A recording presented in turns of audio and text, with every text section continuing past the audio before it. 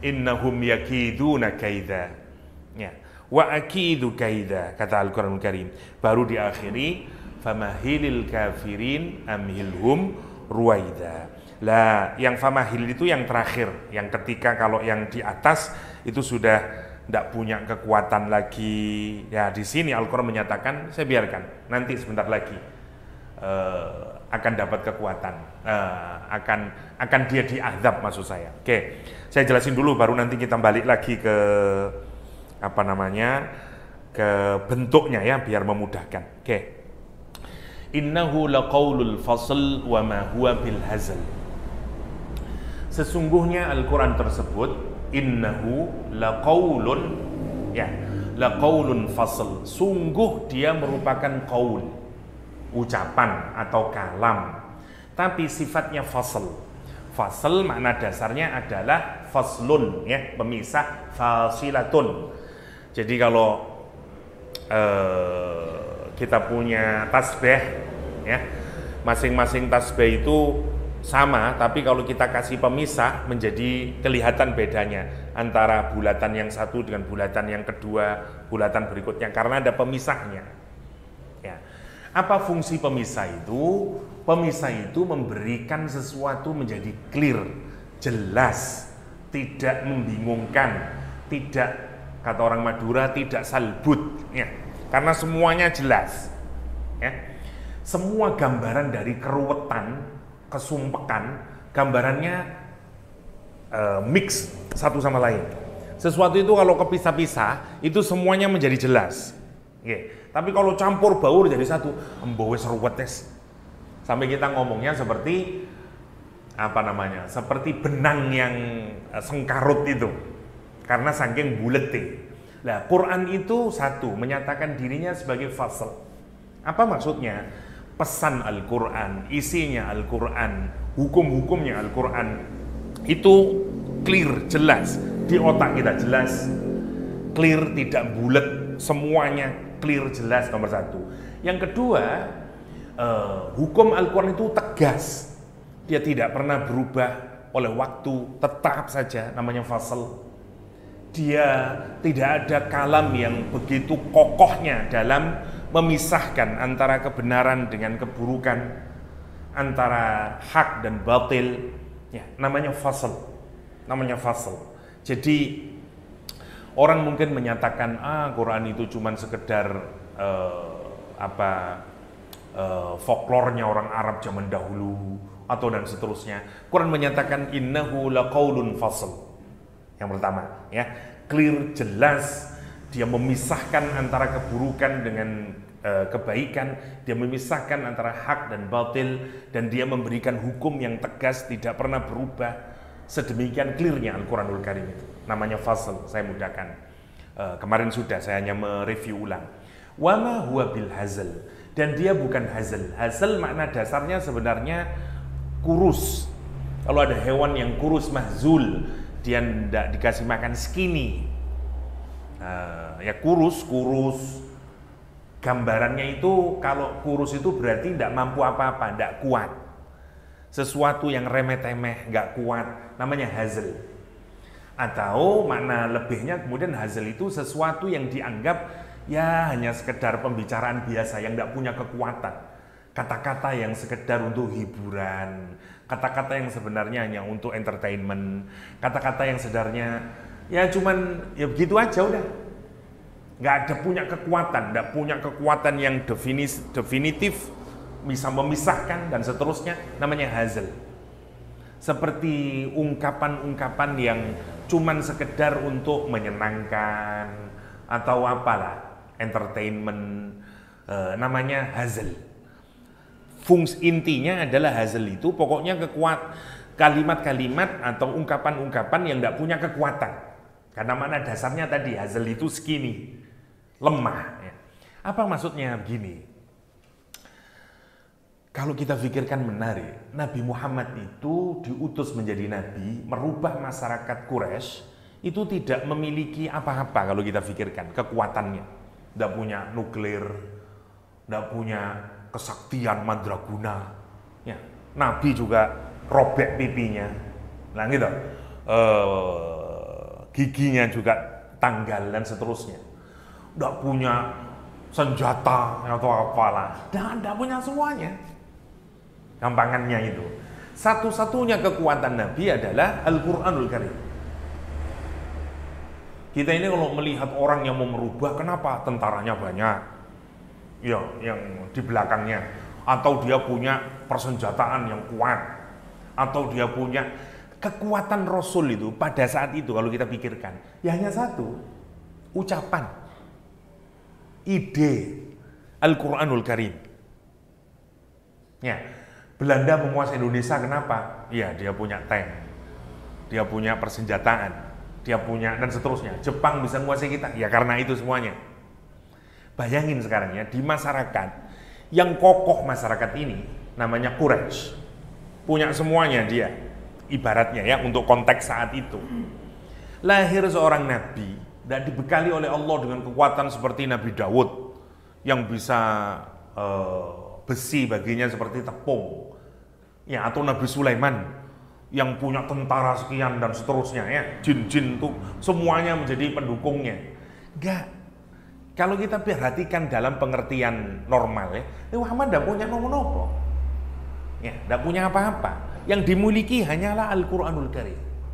Tapi ternyata sebagaimana kata Al-Quranul Karim, innahu laqaulun fasl. Tapi dengan Al-Quran itu sangat kokoh ternyata, sangat powerful Quran itu. Mereka menyatakan, itu cuma ucapan biasa, hanya itu aja ucapan senda gurau, itu hanya ucapan yang tidak punya kekuatan. Buktinya, lihat sekarang, orang Quraisy itu berusaha apapun saja untuk menghalangi dakwah Rasul. Padahal hanya untuk ngelawan ucapan kalau kita pikirin. Lah gitu. Lah iyo, sampai mengerahkan kekuatannya, sampai membunuh Nabi, sampai membunuh sahabatnya, sampai melakukan semuanya. Ngelawan apa kalau kita pikirkan itu? Melawan qaul. Ya kalau kita pikir, ya Allah. Benarlah Al-Quran ketika Quran menyatakan innahu laqaulun fasl. Dia powerful speech. Dia ucapan yang definitif. Dia seperti ucapan gini ya. Kita ini kalau memikir ucapan yang kokoh, itu kan ucapannya hakim. Ucapannya polisi. Tak tangkap kamu, tangkap. Tapi kalau ada orang biasa di pinggir, tak tangkap kamu, ya tangkap. Pengen sopo. Kamu siapa? Kekuatanmu apa? Lah begitu tuh. Masya Allah kalau kita pikirkan ya. Kita ini kalau mikir, iya ya, padahal posisi Nabi pada saat itu, karena ini ayat Makkiyah, nggak punya apa-apa Nabi. Nabi bukan seorang pemimpin negara, matur nuwun, seperti di Madinah. Enggak. Nabi ibaratnya cuman da'i pada saat itu, Nabi saja. Nggak punya kekuatan apa-apa. Ibarat yang kalau kita ngomong sederhananya ya, di hadapan kaum Quraisy yang memiliki semuanya, persenjataan, kekuatan ekonomi, kekuatan sosial, Nabi nggak punya apa-apa ibaratnya. Cuman dibekali Allah dengan innahu laqaulun fasl. Masya Allah. Ya, tetapi shadaqallahul azim. Ucapan itu yang membuat yang sangat kokohnya itu. Ternyata kita ini bisa melawan. Nanti Al-Quran menyatakan kamu itu lemah. Sekarang ini dilawankan ketika Quran ngomong innahu laqaulun fasl, lawannya apa tadi itu? Kamu itu yakhruju min bainis sulbi wat tara'ib. Ya, kamu itu mimma khuliq. Ya, khuliqa min dan seterusnya itu. Kamu dari air yang dipancarkan, kamu lemah, tidak punya apa-apa. Apa maksudnya? Kalau kamu ingin kuat, peganglah qaulun fasl. Ya menjadi powerful. Memang kamu lemah, fisiknya kamu lemah. Kekuatan manusia itu bukan pada fisiknya. Kekuatan manusia itu paling utama adalah pada idenya, pada kekuatan pikirannya, pada kekuatan idenya. Dan kalau orang itu membaca Al-Quran, mengkaji Al-Quran, memahami Al-Quran, itu yang akan membuat powerful orang tersebut. Untuk hikmah buat kita ya. Bagi Nabi Muhammad SAW, dia qaulun fasl. Apalagi Nabi Muhammad adalah Al-Quran yang berjalan. Masya Allah ya. Amir bin Tufail ya, ketika datang ke Madinah, dia orang yang paling pintar, Masya Allah ya. Orang paling pintar di kampungnya, pemimpin kampungnya ya. Tufail bin Amr ad-Dausi ya. Tufail bin Amr namanya. Tufail ini ketika sampai di Mekah, Abu Jahal takut. Kenapa? Karena Abu Jahal ini Tufail orang pinter dan dia pemimpin kaumnya, suku Daus, sukunya Abu Hurairah. Nanti Abu Hurairah masuk Islam karena Tufail bin Amr. Katanya Abu Jahal, ini kalau sampai dia datang ke Mekah, kemudian mendengarkan Al-Quran, terus dia terpesona dengan Al-Quranul Karim, bahaya nanti ini. Kalau sampai dia masuk Islam gara-gara kekuatannya Al-Quranul Karim, nanti satu kampung itu bisa masuk Islam semuanya. Maka kita harus hadang dulu Tufail bin Amr sebelum dia masuk ke kota Mekah melakukan tawaf. Didatangi oleh Abu Jahal, dibilangin, kamu lebih baik, kamu tahu enggak, di Mekah itu ada orang namanya Muhammad. Dia melafalkan ucapan-ucapan yang kalau kamu dengar itu bisa membahayakan kamu. Ucapannya itu seperti sihir, bisa memecah antara ayah dengan anaknya, bisa memisahkan hubungan kekeluargaan, membuat morat-marit keadaan di Mekah saat ini karena ucapannya. Kata Abu Jahal, maka sebaiknya kamu taruh kapas di kupingmu, biar saat kamu tawaf kamu tidak mendengar kata-kata Muhammad SAW. Diturutin oleh Tufail bin Amr, dikasih kapas di sininya. Masya Allah, dia tawaf kemudian dia melihat Nabi Muhammad sedang sholat di depan Ka'bah. Nah, tetapi indahnya Nabi Muhammad sholat itu, rukuknya, sujudnya, terkesima Tufail bin Amr. Ngelihat orang itu kan, kalau kita ini ngelihat ada orang yang khudu saat dia sholat itu, kan terpikat juga akhirnya ngelihat orang kok sebegitu seriusnya ya, orang kok sebegitu khusyuknya ya. Pelan-pelan, jadi meskipun dia awalnya tawafnya di luar, jauh dari Nabi, pelan-pelan dia nggak tahan. Deketin Nabi, tambah dekat. Terus dia mikir-mikir, lah iya, saya ini kan orang paling pinter di kampung saya, orang paling jenius. Ngapain saya kok ngikutin katanya Abu Jahal itu? Dan saya tahu syair semuanya. Kalau apa yang saya dengar itu baik, toh itu buat kebaikan saya. Kalau yang saya dengar itu keburukan, saya kan juga bisa membuangnya. Lah yo, kok saya seperti orang dicocok hidungnya saja, dibuang kemudian. Dia dengar Rasulullah SAW, ada dua riwayat. Yang pertama, Rasul membaca nanti mendengar trikul itu, Qulhuwallahu ahad, Qul a'udzu binnas, Qul a'udzu bil falaq. Satu riwayat Rasul membacakan kepada Tufail bin Amr khutbatul hajah. Ya, innal hamdalillah nahmaduhu wa nasta'inuhu wa nastaghfiruh ila akhirih. Satu riwayat dengerin Qulhuwallahu ahad, Qul a'udzu bil falaq niku trikul. Ya, surah favorit yang kita hafal semuanya itu. Ya. Jadi begitu dia mendengar, yang menarik, berubah semuanya itu. Kata dia, ini bukan kalimatnya manusia ini. Dan rontok semuanya itu. Ya, ketakutannya, semuanya lah, munafiknya, permusuhannya, semua kotoran hatinya itu, penyakit-penyakit hatinya hancur semuanya, masuk Islam Tufail bin Amr.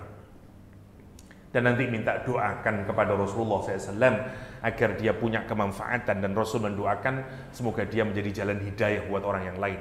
Tidak kurang dari 80 keluarga diislamkan oleh Tufail bin Amr saat dia nanti datang lagi ke Rasulullah SAW membawa hampir 80 keluarga. Kalau keluarga dulu, zaman dahulu ya, ibu saya saja 8 anaknya. Nih, jadi zaman dahulu katakanlah lah 5 orang saja. Apalagi orang Arab zaman dahulu. Bayangin, 5 kali 80 udah berapa orang diislamkan oleh Tufail bin Amr. Ya. Nah, itu namanya qaulun fasl. Namanya qaulun fasl. Dia bisa memisahkan keburukan dengan kebaikan, hak dengan batil. Dia memisahkan diri dari kitab-kitab sebelumnya. Dia memisahkan diri dari pikirannya manusia. Memang beda banget nanti stylenya, gaya, semuanya di Al-Quranul Karim itu. Quran itu satu-satunya, karena itu dia tidak bisa diasosiasikan dengan apapun saja. Dia berbeda dengan cara manusia berpikir, dia berbeda dengan semuanya, namanya fasal. Jadi luas pengertiannya fasl itu, bisa kemana-mana ya, karena maknanya bisa ke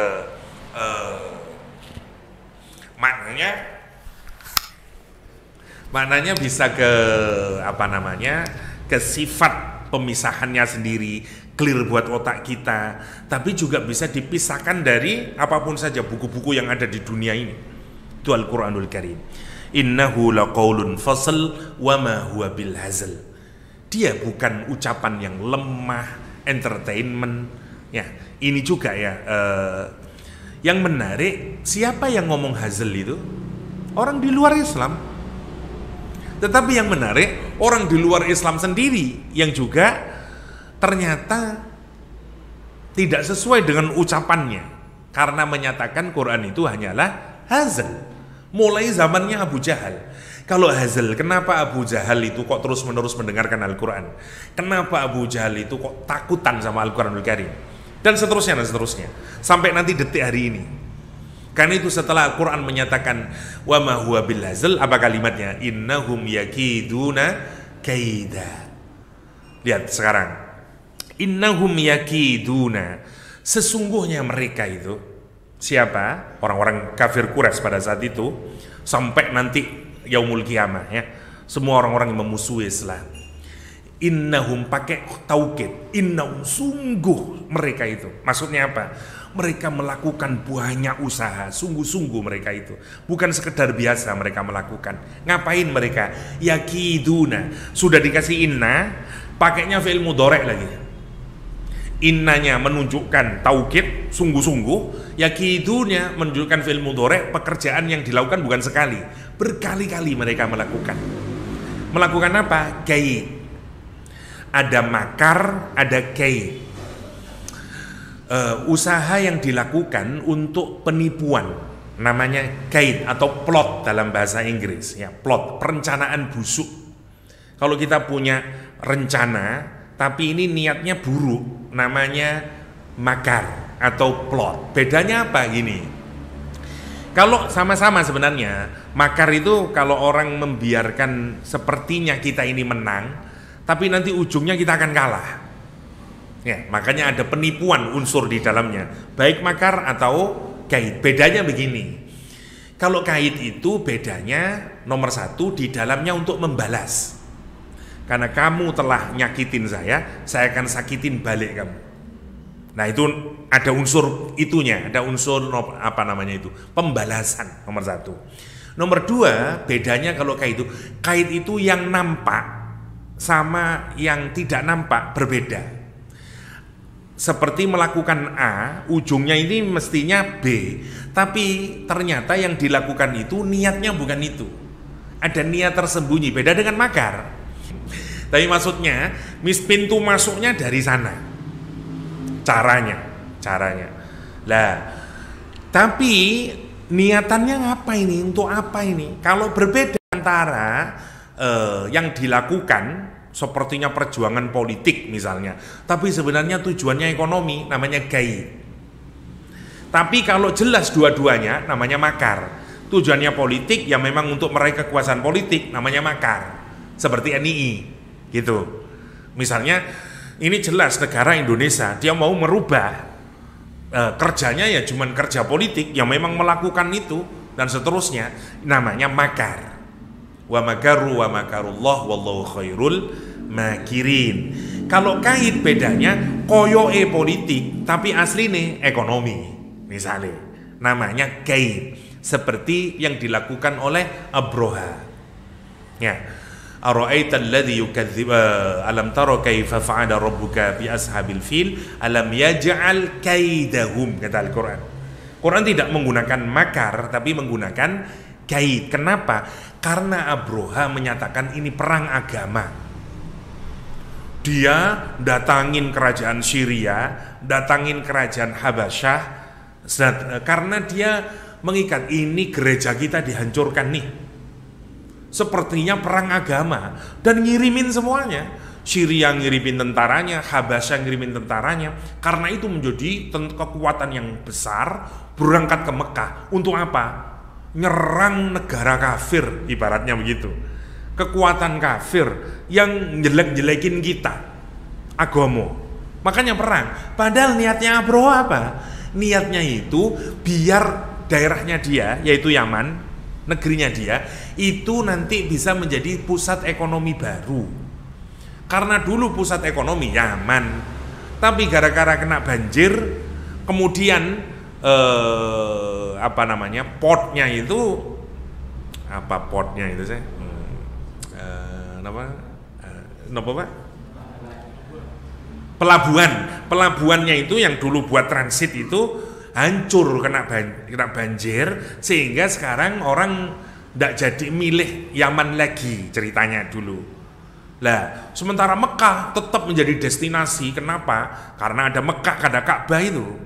Makanya kata Abraha, gimana ya cara membalikan Yaman lagi itu?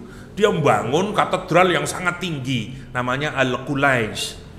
Kalau orang nonton pucuknya, kopiahnya jatuh, saking tingginya. Jadi gini nih, jatuh kopiahnya, saking tingginya. Ternyata begitu dibikin itu, tidak ada orang datang ke Yaman tetap. Orangnya tetap ke Mekah gitu. Padahal kata dia, kalau orang banyak datang menjadi pusat ekonomi. Marah nih, malah diece-ece tentang Arab. Orang Arab itu kan orang Yaman, orang Hadramaut, semuanya itu orang Arab. Kata dia, "You kira kamu bangun itu orang-orang itu pada datang ke kamu, ya gak ada apa itu katedral itu." Dan seterusnya. Lah terus tidak tahu siapa yang melakukan insiden ini, apakah Abraha sendiri atau orang Arab sendiri, wallahu alam. Dibuat ada sebagian buang sampah ke sana, terus sampai ada pembakaran sedikit. Saya tidak tahu, dugaan saya sih Abraha sendiri, tapi Abraha menyatakan orang Arab bahkan ngece-ngece menjelek-jelekan katedral kita. Nilai itu yang dipakai untuk membujuk kerajaan Syria sama Habasyah saat itu. Makanya mereka berkoalisi nyerang Mekah. Tujuannya Abraha apa? Ayo kita serang bareng-bareng. Tapi tujuan saya, kalau Mekah sudah hancur, Ka'bah hancur, tidak ada lain, orang akan tertarik kepada Yaman. Tujuan dia ekonomi, ngoten. Tapi bilangnya ke kerajaan-kerajaan yang lain apa? Agomo. Seperti George Bush dulu loh. Dia menyatakan crusade waktu nyerang Irak, perang salib. Itu kalimat yang keluar dari omongannya George Bush sendiri. Crusade, kata dia. Padahal ujungnya apa? Ekonomi. Ya. Makanya ada filmnya 9/11 bikinannya siapa? Moore saya lupa itu. Yang Fahrenheit, ya. Fahrenheit dulu terkenal, ya. Film dokumenter untuk nunjukin itu. Tujuannya ya oil gitu, minyak, ekonomi. Nah, kalau orang itu bikin perencanaan tapi berbeda antara yang kelihatan dengan motifnya, namanya gaib. Nah sekarang diperlihatkan kata Allah, innahum yakiduna. Mereka itu sungguh-sungguh melakukan apa? Gaib. Coba jangan pikirkan berapa banyak yang dilakukan oleh musuh-musuh Islam hanya untuk ngelawan Al-Quran. Yang awalnya dia nggak, Quran itu apa? Nggak punya kekuatan Quran itu. Quran itu apa? Hazal Quran itu. Quran itu apa? Entertainment itu. Kalau kita pikirin, Masya Allah. Oke lah, kita lihat zamannya Abu Jahal, orang-orang Quraisy. Apa yang mereka lakukan terhadap Quran? Nyaingin Quran, tidak berhasil dia. Bikin puisi, bikin apa? Malah diketawain. Musailamah Al-Kadzdzab tanya, baru saja apa ayat Quran yang baru saja turun? Ada ayat yang turun. Al-Qari'ah, mal-Qari'ah, wa ma adraka mal-Qari'ah. Dengerin Musailamah Al-Kadzdzab, kata dia. Aku juga bisa. Baru saja Quran juga turun kepadaku, kata dia. Baru saja wahyu turun kepadaku. Apa bunyinya? Kata dia, baru dia ngarang kemudian. Al-fil, wa ma adraka mal-fil. Ya, al-fil, mal-fil, wa ma adraka mal-fil. Badnuhu kabir, wa udhunuhu kabir, kata dia. Wa udhunuhu tawil, kata dia. Gajah, apakah gajah? Tahukah kamu gajah? Perutnya besar, telinganya panjang, kata dia. Orang yang mendengarkan, hei Musailamah, kamu justru memang pembohong. Kamu tahu itu bukan wahyu, itu kamu bikin sendiri. Karena itu dikenal dengan Musailamah Al-Kadzdzab. Dia niru, dipikir Quran itu cuma sekedar iramanya. Orang sekarang niru bikin Quran itu paling banter iramanya. Dan susah orang mikir irama plus mikir konten. Mumet tuh pikiran ini. Kita ini kalau mikir irama, konten biasanya nggak kena. Nih, sampean mikir pantun itu loh. Ada gula, ada semut. Ya, apa maksudnya gula sampai semut? Nggak ada gunanya sebenarnya. Karena belakangnya saja. Nah, Masya Allah Quran itu. Nah, lihat. Dipakai menggunakan syair, nggak berhasil dia. Diancam Nabi Muhammad, nggak berhasil dia. Diboikot secara sosial ekonomi, nggak berhasil dia. Mau dibunuh, nggak berhasil. Diperangi, semua dilakukan oleh orang Quraisy. Kita lihat sekarang apa yang orang lakukan terhadap Al-Quran. Yang dikatakan apa sih Quran itu, nggak punya kekuatan. Sekarang kita pikirin apa yang mereka sudah lakuin. Berapa banyak studi yang dilakukan untuk menghancurkan Al-Quran. Buku-buku ditulis untuk menjelek-jelekkan Al-Quran. Banyak sekali. Mulai zaman dahulu kala. Masya Allah. Ya, untuk nujuin apa? Dia ngomong hazal, tapi dia sendiri sebenarnya menyadari ini bukan hazal ini. Ini fasal. Ya, ini kokoh, ini kuat. Dibikin film untuk jelek-jelekin Quran. Nah gitu. Bening Quran sampai gerakan membakar Al-Quran.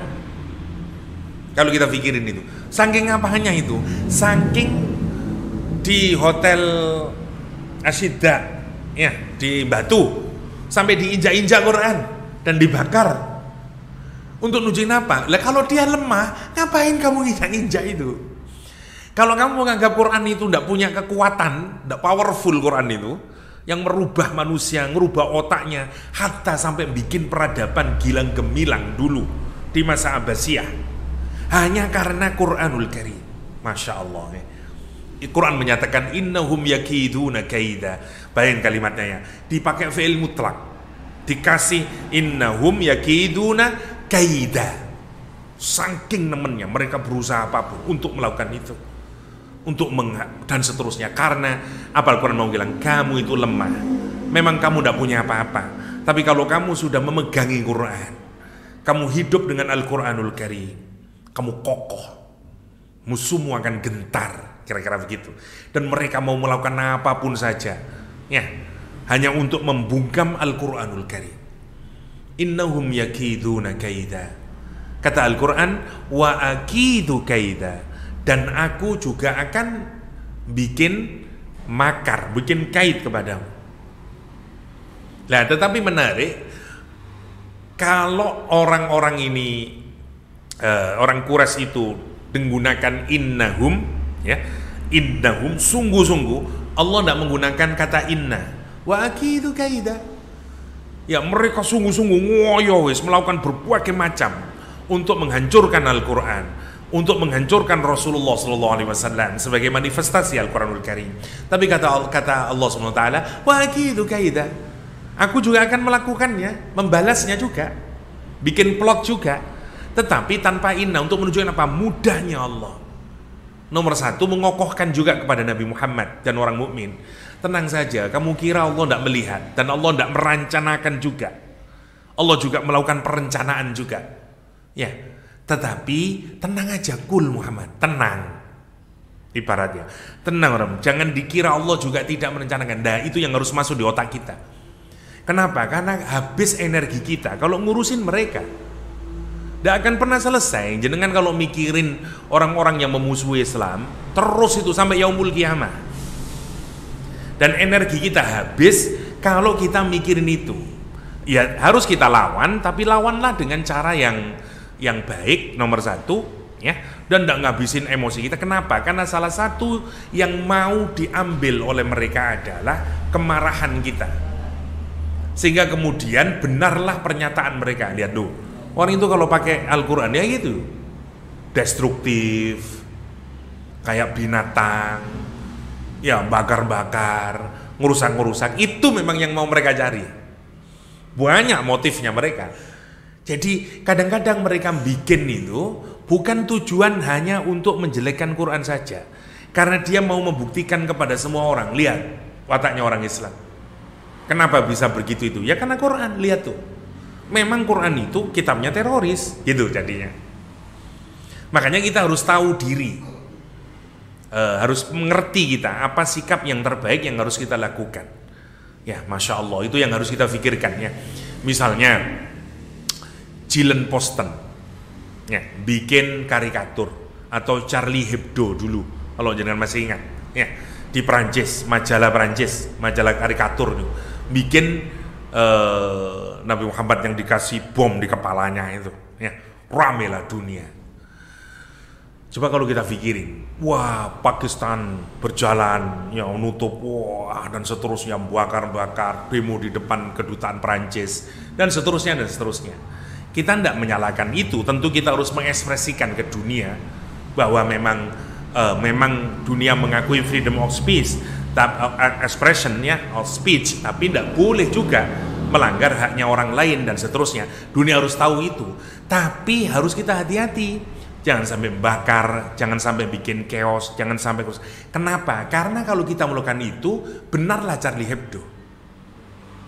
Karena Hebdo bisa lihat tuh loh akibat orang belajar Quran, ngerusak bisanya.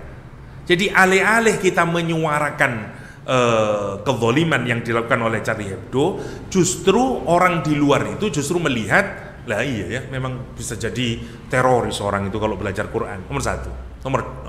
Justru apa yang kita lakukan itu tidak memberikan manfaat. Nomor satu. Nomor dua, itu menjadi kampanye gratis buat Charlie Hebdo, marketing gratis buat Charlie Hebdo. Bahkan ada studi yang menunjukkan pasca gitu-gitu itu naik oplahnya Charlie Hebdo.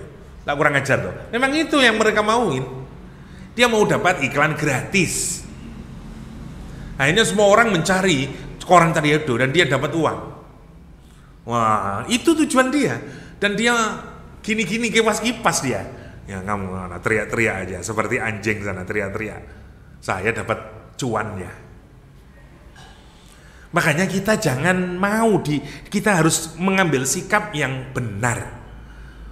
Apakah tidak boleh demonstrasi? Boleh, karena itu untuk menyuarakan di mata bahwa orang Islam tidak boleh dihinakan dan seterusnya. Kita punya hak untuk itu. Tapi kalau kita sampai kebablasan dan seterusnya, itu juga bumerang buat kita. Ya, dan seterusnya lah. Cari dan seterusnya, bawa ke international court dan seterusnya, itu cara yang. Atau ada orang yang sampai emosian sudah tidak tahan, udahlah bom aja lah, kelamaan. Justru malah kita dengan emosi melakukannya itu. Dan Quran mengingatkan kita, wala tasma'unna katsiran, dan kamu akan mendengarkan adzan katsiran, hal yang menyakitkan itu keluar dari orang-orang musyrik, keluar dari orang-orang kafir, nyakitin Islam sampai yaumul qiyamah. Kalimatnya pakai fi'il madhi, kayak fi'il mudhari'. Lah terus ngapain kita ngabisin energi untuk membendung itu? Yang alih-alih biarin aja, dan seperti anjing menggonggong. Fokus kita pada tujuan kita, terus nyebarin Al-Quran dan seterusnya. Itu. Kalaulah ada yang melawan, harus ada tetap yang melawan, karena tidak boleh dibiarkan kezaliman itu, tapi dengan cara yang cerdas, dengan cara-cara yang cerdas, ya, bukan dengan cara yang justru makin membesarkan dia. Ya Hollywood ya tugasnya bikin film begitu memang, dia cari uang lewat itu. Jadi setiap dia, wah saya marah sama film Hollywood itu, semua jelek-jelekin Quran, jelek-jelekin Islam. Semakin jenengan marah, apalagi dengan cara-cara yang tidak benar, oplahnya makin tinggi mereka, makin diuntungkan mereka. Apakah itu yang kita mauin? Ayo tuh, setiap mereka bikin film, terus anda jelekin Islam, wah, terus kita bakar dan seterusnya, naik itu filmnya itu, mereka kipas-kipas, yes, berhasil saya. Itu otaknya di belakang mereka itu, karena tidak ada yang di otaknya mereka itu kecuali duit, kecuali kebahagiaan dunia ini. Dan kita jangan mau ditipu. Kita ini babak belur kalau mau begitu. Sudah agama kita diremehkan, malah justru kita mengayakan mereka. Masya Allah kalau kita pikirkan. Lah makanya saya bukan berarti kita harus pasif ya, harus tetap aktif, tapi tetap dengan cara yang baik. Innahum yakidu. Yang paling terakhir apa? Wa akidu kaida. Jangan pernah berpikir Allah diam. Mereka banyak melakukan. Kadang-kadang kita putus asa, apalagi kalau kita berada di negara Muslim minoritas. Nonton, ya apa sih orang semuanya kok nyakitin Islam? Apalagi coba sehabis 9/11, ketakutan kita. Mau ke luar negeri, kasihan. Masya Allah, saya waktu itu neliti ke Eropa, masih ya sama teman saya. Itu ada perempuan juga. Karena takut pakai jilbab, ya, jadi dia pakai jilbaban, terus pakai topi lah, atau pakai ditutupin lagi, dan tidak terlampau kelihatan jilbaban. Tujuannya cuma satu, karena semua orang masih memandang, apalagi setelah 9/11 dan seterusnya, makin berat. Tapi jangan dikira bahwa Allah itu tidak punya wa'aqidu kaidah. Allah juga wa'aqidu kaidah. Buku paling terlaris setelah 9/11 apa? Al-Quranul Karim. Jumlah orang masuk Islam setelah yang paling tertinggi di Amerika setelah 9/11. Semua ada rencananya. Dan Allah itu tidak pasti akan membalas itu semuanya. Apa dikira mereka itu dibiarin oleh Allah? Enggak. Pasti ada balasannya semuanya itu. Ya. Wong salah satu aktivis politik Belanda yang juga sayap kanan sekali, dia benci terhadap Islam, mau menghilangkan orang Islam di Belanda, masuk Islam. Kita tidak tahu semuanya, macam-macam. Siapa yang tidak marah? Saya juga marah itu. Siapa namanya? Paula Hitchen atau siapa saya lupa, dari partai sayap kanan yang benci sama Islam di Australia. Ya, dia apa namanya? Pakai burqah, ya, pakai niqab, burqa dan seterusnya itu di parlemen gini, terus dibuka sama dia karena untuk melawan Islam itu, dan itu dia lakukan di parlemen Australia, kelompok sayap kanan. Marah kita, kurang ngajar sekali, ya, kata-katanya jelek sekali terhadap Islam dan seterusnya. Ya tentu kita harus melawan kezaliman. Tapi satu, lawanlah dengan cara yang cerdas, tidak pakai emosi. Tetaplah dengan aturan Allah, cara kita membalas bagaimana dan seterusnya. Dan yang paling diingatkan melalui ayat ini, wa aqidu kaida, kata Allah SWT. Mereka bikin plot, rencana busuk dan seterusnya. Saya juga merencanakan buat mereka. Tenang aja Muhammad. Karena kadang-kadang kita stres dong, ya oh bos pangeran nih. Mereka sudah nyakitin kita begini begitu kok, ya enggak, kita ini stres kadang-kadang. Apalagi kalau kita ini benar-benar aktivis Islam, itu kan perasaan aduh, kok kalah terus kita ini, gini, semuanya. Wa aqidu kaidah. Dan Quran tidak menggunakan inna, wa aqidu kaidah, gampang buat Allah itu. Nomor satu. Dan kalau kita pikirkan semuanya, belajarlah dari kisah sejarah. Semua orang dulu, ya, semua hal telah dilakukan untuk memusuhi agama ini, ya, untuk memusuhi Al-Quranul Karim. Semuanya dilakukan. Jangan pelajari apa yang dilakukan oleh orang Quraisy, apa yang dilakukan oleh orang munafik, semuanya. Hatta tidak kena semuanya, dari semua sisi lah. Udah mentok, tidak ada kena semuanya. Oke, dari istrinya Nabi, bikin rumor, ya dah. Dalam perjalanan pulang perang, surat An-Nur kita semuanya tahu, ya, Aisyah kehilangan kalungnya, dan kalung itu sentimental buat Aisyah radhiyallahu anha. Kata Aisyah, perempuan-perempuan saat itu slim, makannya tidak banyak, kata Aisyah, sehingga ketika di sekudup itu Aisyah nggak ada sama ataupun ada, itu tidak terlampau berarti buat orang Quraisy. Seperti mungkin berapa kilo lah. Jadi tidak tahu, waktu Aisyah nggak ada, tidur Aisyah. Ya. Terus Sofwan ibn Mu'attal yang berada di belakang mendapati di malam hari sudah, dia cuma melihat istri Nabi, kaget. Satu-satunya kalimat yang keluar dari Sofwan ibn Mu'attal, kata Aisyah radhiyallahu anha, dan tidak ada ucapan yang lain kecuali kalimat itu saja, inna lillahi wa inna ilaihi raji'un. Itu untuk menunjukkan karakternya Sofwan ibn Mu'attal. Ngoten tok Mas Mu'attal, inna lillahi wa inna ilaihi raji'un. Terus dipersilahkan naik ke atas untanya Sofwan Mu'attal yang membawa kendalinya. Jalan terus sampai ketemu pasukan Rasulullah SAW ke Madinah.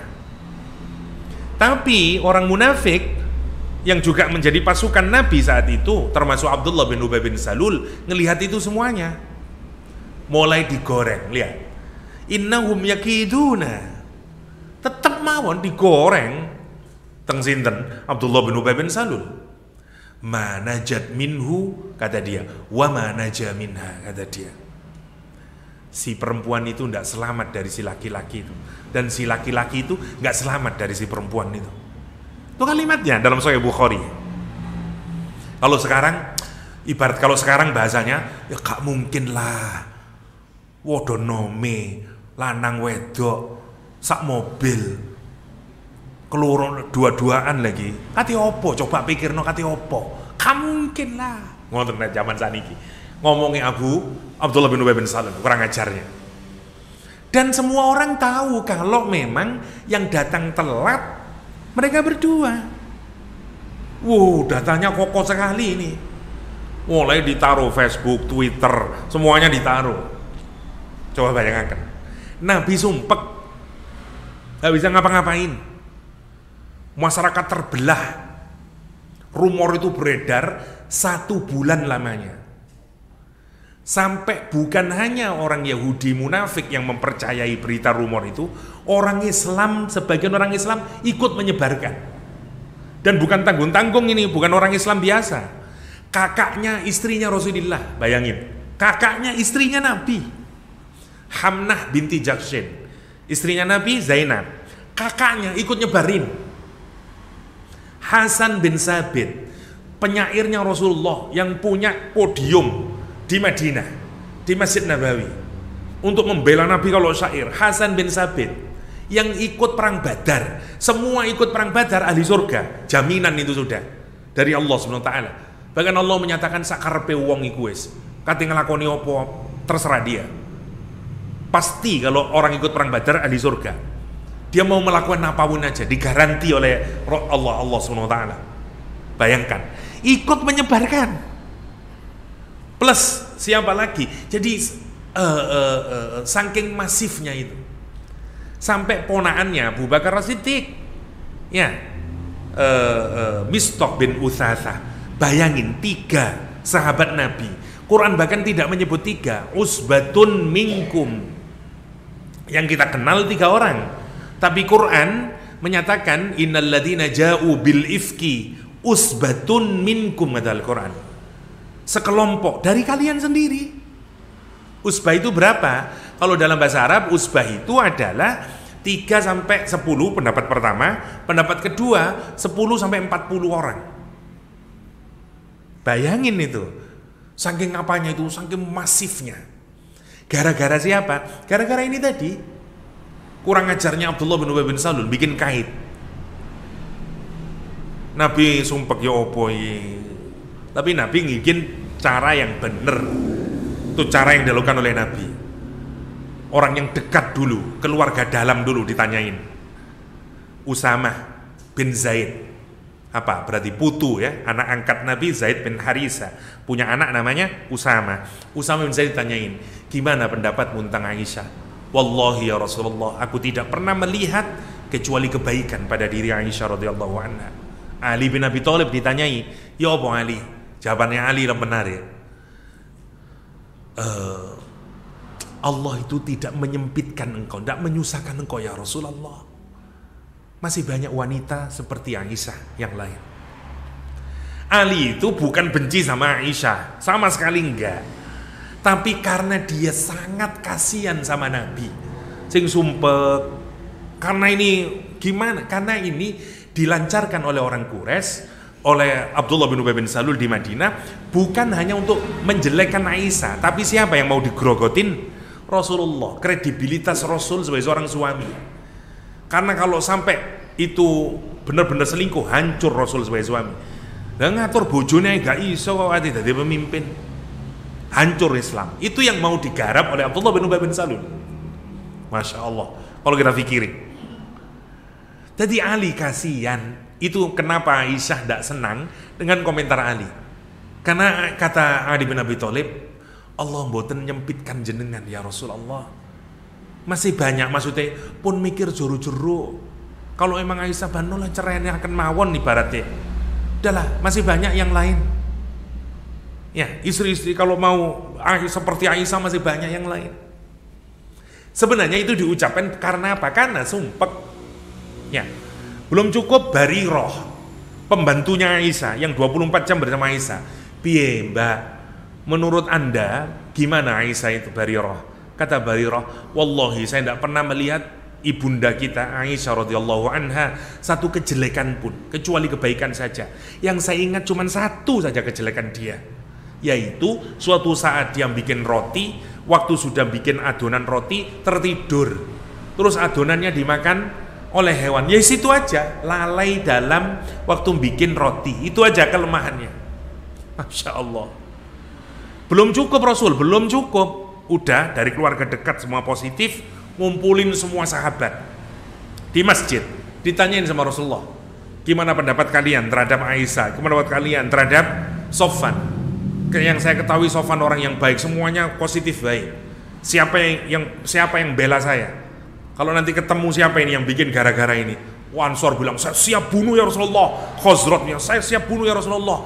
Mereka sanggup, wah enggak bisa saya. Terus oke. Dah, sekarang firm. Karena Rasul ingin memastikan orang-orang masih ikut Nabi atau enggak. Masya Allah kalau kita pikirin. Bayangin apa yang dilakukan oleh Aisyah. Aisyah sampai kalau nangis itu bukan keluar air matanya. Dalam hadis Bukhari kalimatnya itu ka'anni sampai aku menyangka al-dhunnu, kata dia, saya menyangka jantung saya ini akan pecah karena saking nangis terus. 1 bulan nangis terus, tidak ada apa-apa, wahyu tidak turun, apa-apa tidak turun. Aisyah tidak kuat. Nabi kata Aisyah tidak seperti biasanya, masuk rumah cuma tanya saja, gimana kabarmu? Baik, udah diem. Tidak ada keceriaan, tidak ada, tapi tetap baik Nabi, tapi tidak seperti biasanya, kata Aisyah.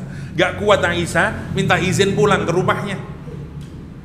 Masya Allah, bayangkan Nabi sudah pepek informasi, baru mendatangi Aisyah. Ada Abu Bakar, Ummu Rumman, Aisyah. Ditanyain sama Rasulullah Sallallahu Alaihi Wasallam, Aisyah, gini saja, kalau kamu memang tidak selingkuh, bilang kamu tidak selingkuh, Allah pasti membebaskanmu. Tapi kalau kamu memang selingkuh, istighfar dan taubatlah, Allah akan menerima taubat dan istighfarmu. Coba bayangkan, sampai ngomong ngoten niku lak wis saking nemen nih tuh, sampai Rasulullah ngomong, kon lek panjenengan selingkuh ngaku. Sekarang bayangkan, kula maca ceritane mawon kudu nangis mboten kiyat kula. Dan yoyok nopo Aisyah saat itu. Bojone dhewe Rasulullah yang sangat lembut kalimat-kalimatnya sampai mengucapkan kalimat seperti itu. Kalau kamu selingkuh, ngomong istighfaronya pangeran, tobato. Aisyah terus ngomong, ya Rasulullah, saya ini memang masih muda dan saya belum banyak baca Al-Quran. Kata Aisyah ini, saya kutip perkata ya kalimatnya. Apa kata Aisyah? Saya ini memang masih muda dan saya masih belum banyak baca Al-Quranul Karim. Tapi ya Rasulullah, sungguh saya ini bersih dan Allah tahu kalau saya bersih. Meskipun kalau saya menyatakan saya ini bersih, kebanyakan orang tidak percaya ucapan saya, termasuk juga jenengan. Tapi kalau saya ngomong ini saya selingkuh, semua orang itu lebih mudah menerima kalau saya selingkuh. Ibaratnya semua orang itu keyakinannya wis 90% Aisyah selingkuh. Jadi lek ngomong Aisyah ndak selingkuh, kayak bener ya. Ngoten. Saking nopone niku, saking kurang ajare tukang yang bikin nopo, bikin hoax. Yang bikin sampai orang itu ya tidak mungkin lah, wis pancen wis mesti. Jadi lek Aisyah ngomong jujur, alah gorokon. Tapi lek ngomong aku selingkuh, lah iya wis mesti ngoten. Aisyah terus menutup dengan kalimat ngeten teng di hadapan Nabi niku. Sampai Aisyah, padahal Aisyah awalnya ngomong teng sinten? Ayah, ngomong kan tengene Nabi, kata Abu Bakar, ngomong apa aku, Nduk? Bilang kamu Ummu Rumman, ibu, ngomong kata Ummu Rumman ibunya, Saya tidak bisa ngomong apa-apa. Aisyah sendiri yang membalas Rasulullah SAW. Baru turun surah An-Nur mulai ayat ke-11 sampai ayat ke-21. 10 ayat turun untuk Aisyah radhiyallahu anha, membersihkan Aisyah radhiyallahu anha. Masya Allah ya, Masya Allah. Seneng Rasulullah terus memanggil Aisyah dan menyatakan ihmadillah, bersyukurlah, tahmidlah kepada Allah. Sungguh Allah telah membebaskanmu. Saking senengi ibu Ummu Rumman ngomong nopo, kan Aisyah langsung ke kasur. Mantun ngomong, saya ini sekarang ya Rasulullah, sikap saya ini hanyalah seperti sikapnya Nabi Yakub saat 10 saudaranya Nabi Yusuf membawa baju yang berlumuran darah, kemudian menyatakan Yusuf dimakan serigala. Nabi Yakub tahu anakku goro ini, tapi apalah yang bisa saya katakan? Kalau saya ngomong ndak kamu goro, anak saya makin ndak percaya sama saya dan dia mungkin keluar dari rumah. Saya sudah kehilangan Yusuf. Kalau saya makin keras, saya kehilangan 10 anak saya. Maka kata Nabi Yakub, sabar itulah yang paling terbaik, dan aku serahkan Allah yang menolong saya terhadap apa saja yang mereka sifatkan, omongkan itu. Itu yang diucapin oleh Aisyah. Fasabrun jamil, wallahul musta'an. Allah lah yang akan menolong, Allah zat yang akan menolong kami. Alama tasifun, terhadap apa saja yang diomongin oleh semua orang ini, yang disifatkan terhadap saya. Masya Allah. Itu aja yang diomongin oleh Aisyah. Fasabrun jamil, wallahul musta'anu alama tasifun. Terus ke tempat tidurnya udah. Begitu turun ayat, langsung turun ayat, 10 ayat. Ummu Rumman ibunya datangin Aisyah. Kata dia, kumi ila Rasulillah, bangun datangi Rasulullah, bangun datangi Rasulullah. Napa terus Aisyah? Boten. Napa? Sik mangkel krono mau diomongi, kon lek selingkuh ngomong. Aisyah boten. Saya enggak mau. Masya Allah. Tapi terus Aisyah nopo? Kata Aisyah, siapa saya ini? Saya ini perempuan hina. Kok sampai sebegitunya Allah memuliakan saya, membela saya, sampai 10 ayat turun hanya untuk membersihkan nama saya. Kata Aisyah, sopo aku ini?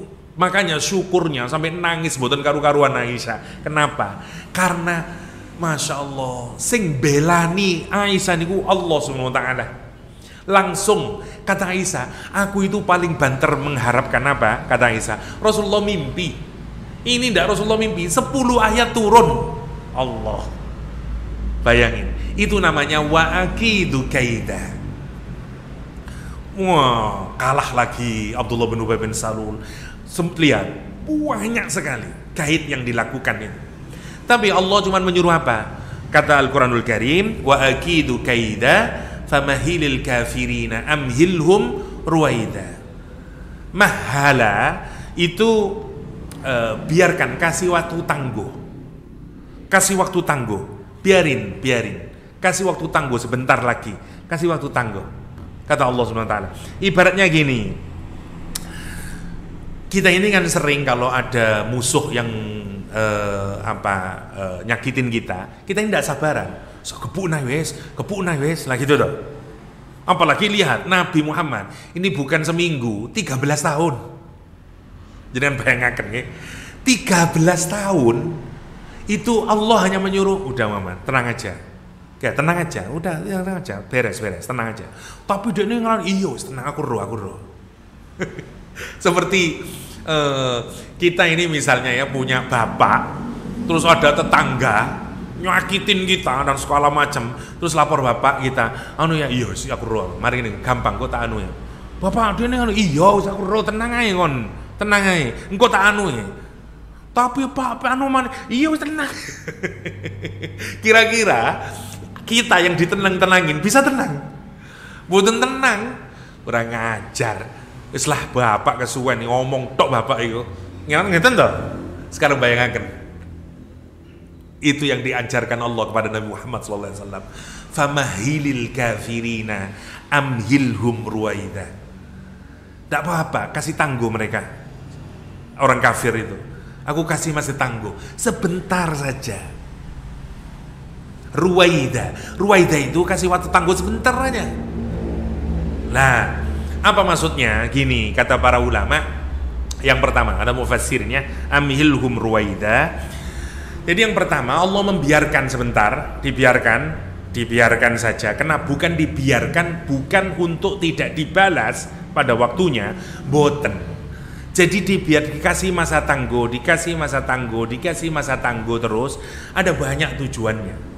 Satu, tujuannya karena meskipun Allah itu memang sifat Allah itu mengadabnya nanti yakiduna kaida, tapi yang pertama Allah itu hanya melakukan kaid. Nanti ada orang pikirannya gini, kaid itu kan pada dasarnya menipu, Ustaz. Karena kan bikin rencana. Masa Allah kok menipu? Misalnya, masa Allah kok berbuat jelek?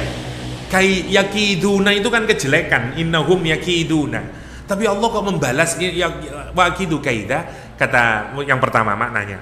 Jadi Allah itu hanya berbuat kaid kepada orang yang menyakitin orang Islam, berbuat kaid. Karena itu sebenarnya adalah balasan dari perbuatannya sendiri. Sama seperti kayak beginilah. Kalau saya tidak meluluskan mahasiswa saya, itu bukan karena saya jelek, ya krono jawabanmu elek. Lah piye terus gitu maksudnya.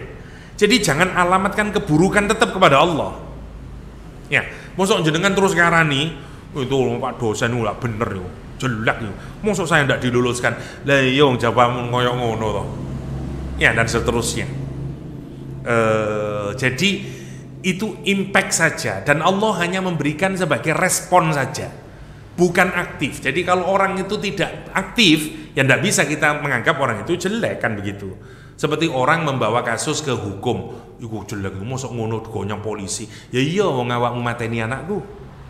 Dan seterusnya. Itu respon saja, ya. Mereka nyakitin orang mukmin, Allah membela orang mukmin dengan cara wa akidu kaida. Nomor satu, ya, karena itu tidak boleh. Yang kedua, kenapa dikasih tamhil ini, dikasih tenggang waktu? Karena, masya Allah, kalau merencanakan 3 ayat surat Al-A'la ini, samun setengah 6. Yang kedua adalah ngasih tangguh. Kalau orang kafir itu beriman kepada Allah. Orang kafir itu menyadari kesalahannya. Itu. Nah, tetapi yang terakhir juga ini juga siksaan juga tamhil itu. Para ulama misalnya wahatut tafsir misalnya menjelaskan yang dimaksud dengan tamhil di sini famahilil kafirina amhilhum ruwaida adalah idraj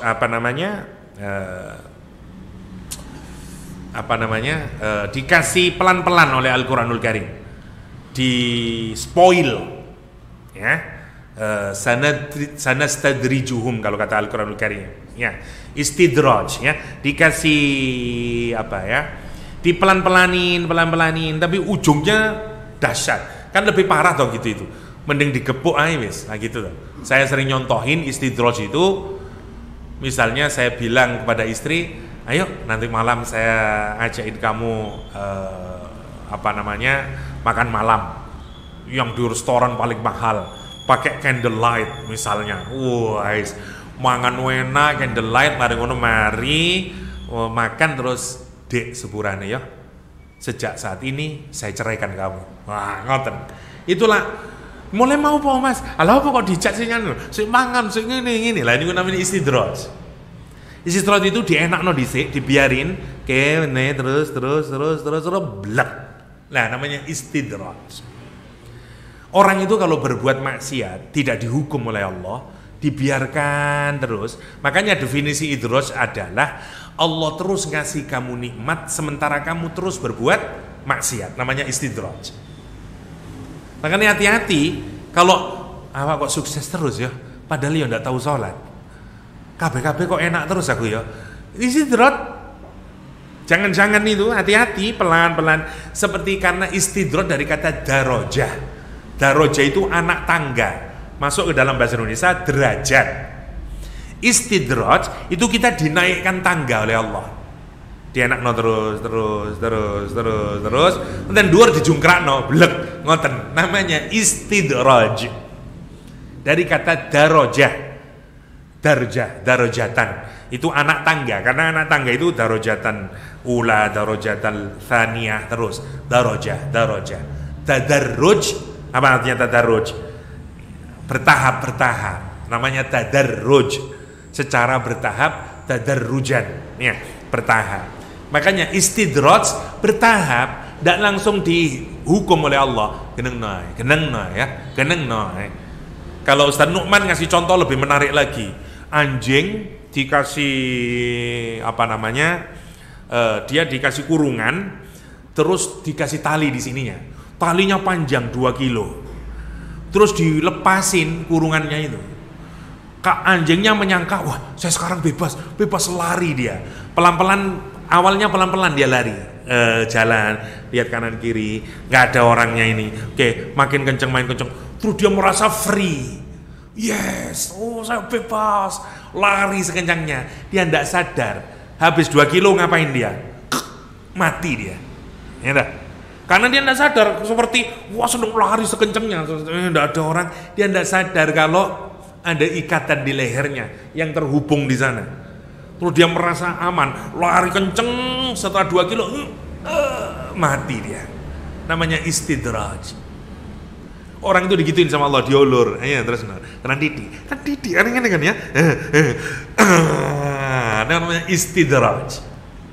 Itu ayat ini. Famahilil kafirina amhilhum ruwaida, Al-Quran. Jadi satu sisi, ya memang kita tahu, jadi menarik ya, perbuatannya Allah itu satu perbuatan, tapi banyak manfaatnya. Ya, satu manfaat buat kesempatan untuk tobat, satu kesempatan untuk hukuman makin parah, macam-macam maknanya nih. Famahilil kafiruna. Yang dituntut buat Rasulullah apa? Yakin, sabar, tetap fokus pada dakwah. Orang nyakitin oke, memang harus kita, tapi tetap mawon.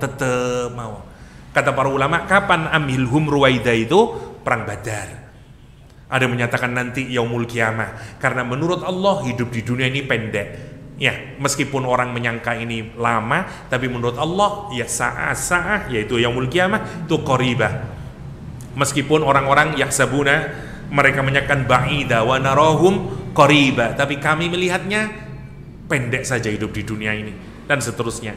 Karena itu kata Al-Quran, udah biarin dia, sebentar saja dia bersenang-senang, habis ini dia akan sengsara. Karena itu lihat, saya ulang lagi terakhir, jadi surah ini ada 2 bagian yang semuanya saling berinteraksi, dan indah ayat surah ini.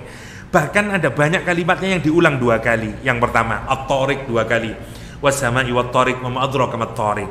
Yang kedua kata raja, ya, Quran menyatakan innahu ala raj'ihi laqadir, was-sama'i dzatir raja 2 kali. Yang ketiga ekspresi kekuatan. Kalau yang di Al-Quran kekuatannya menyatakan wa ma huwa innahu laqaulun fasl wa ma huwa bil hazl.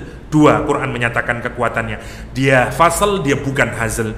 Tapi ketika Allah menyebutkan kelemahan manusia juga dengan 2 kata, fama lahu min quwwatin wala nasir. Sama-sama 2. Yang ketiga kata kaid diulang juga 2 kali. Innahum yakiduna kaida. Allah membalas kaid 2 kali. Yang terakhir kafirina ruwaida. 2 kata mahal. Semuanya 2. Karena Allah mau mengkomparkan 2 keadaan. Sekarang look at, kata Allah, lu manusia, aku bersumpah dengan langit itu yang memiliki tarik. Kamu itu ada yang mengawasi. Kamu lemah. Dan kalau kamu nanti dibangkitkan dari kuburan, semua amalmu akan diminta pertanggungjawaban oleh Allah Subhanahu wa taala. Dan saat itu kamu la quwwah wala nasir. Kamu punya kekuatan. Sekarang kata Allah, hanya satu. Aku bersumpah lagi. Ya, ulang lagi sekarang sama Allah. Ya. Kamu itu bisa kuat dengan apa? Al-Quranul Karim. Innahu laqaulun fasl wa ma huwa bil hazl. Kalau kamu sudah kuat nanti, ya, mereka itu, kamu kan kuat, mereka melakukan apapun saja, mereka akan lemah. Innahum yakiduna kaida. Dan mereka semuanya, tindakannya itu semuanya juga akan dibalas oleh Allah. Famahilil kafirina amhilhum ruwaida. Jadi matching surat ini, surah At-Tariq. Niku mawon ngapunten, sebenarnya saya mempersiapkan surah Al-Alaq. Saya Tadi dari jam 2 belajar tafsir surat Al-Alaq, ternyata masih surat At-Tariq, ya ngapunten, tapi semoga ada manfaatannya dan Allah yakum ajma'in. Wa sallallahu ala nabiyyina Muhammadin wa alihi wa sahbihi wasallam. Akhiru da'wana anil hamdulillahi rabbil alamin. Subhanakallahumma wa bihamdik asyhadu an la ilaha illa anta astaghfiruka wa atubu ilaik. Assalamualaikum warahmatullahi wabarakatuh.